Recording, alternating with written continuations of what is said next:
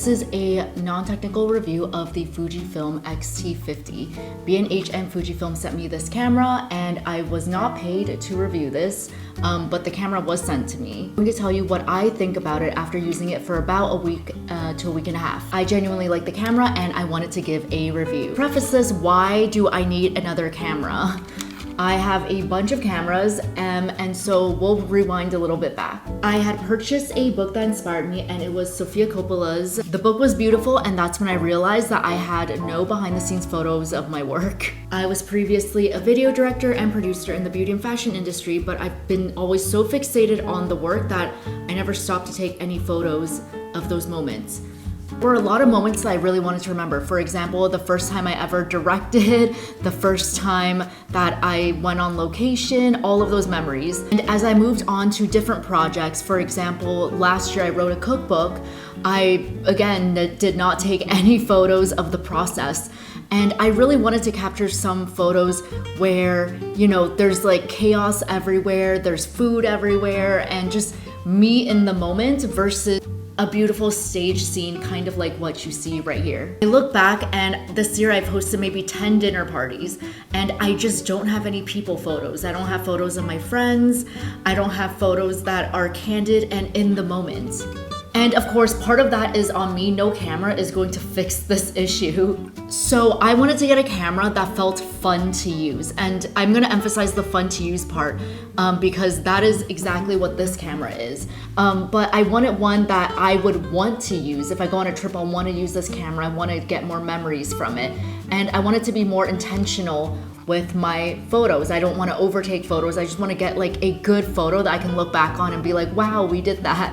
Let's get into the camera. Right off the bat, I absolutely love how this camera looks. It has that old film camera-y look, for lack of better words. And there is something really fun and tactile about all the buttons. Like when you push them, when you press them, it just feels so good when it has that nice clicky feeling.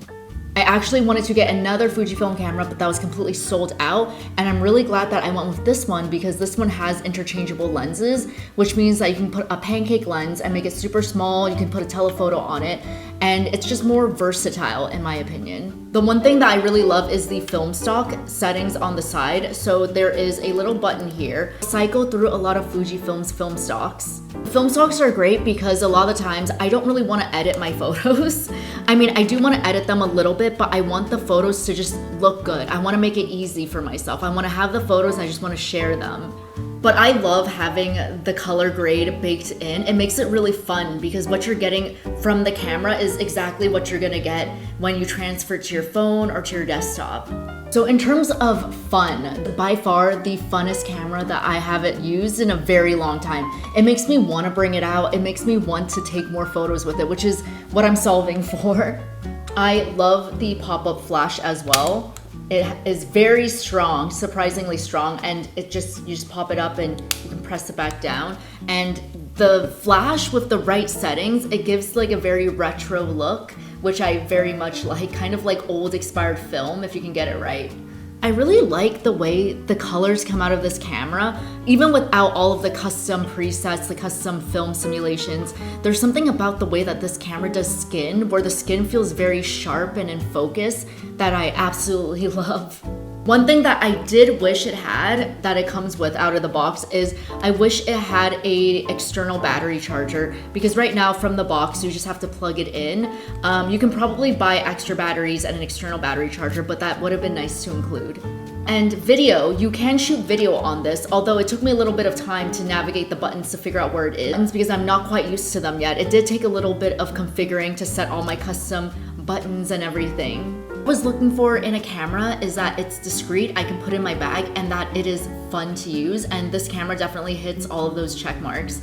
I'm very, very happy, very excited with it, and I just feel like it invigorated this love of photography that I used to have, but I just didn't, I don't know, something about it like faded away over time, and it just made me love taking photos again.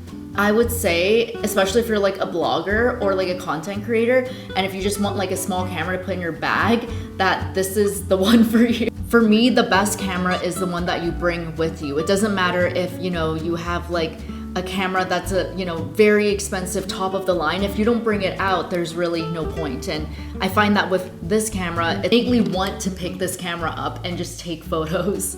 Not sure if I will be doing more camera reviews, but this was really fun. You can follow me on Instagram or TikTok if you want to see some of the photos that I took. And I hope that if you are thinking about this camera, if you want to get this camera, that maybe this helped you out a little bit.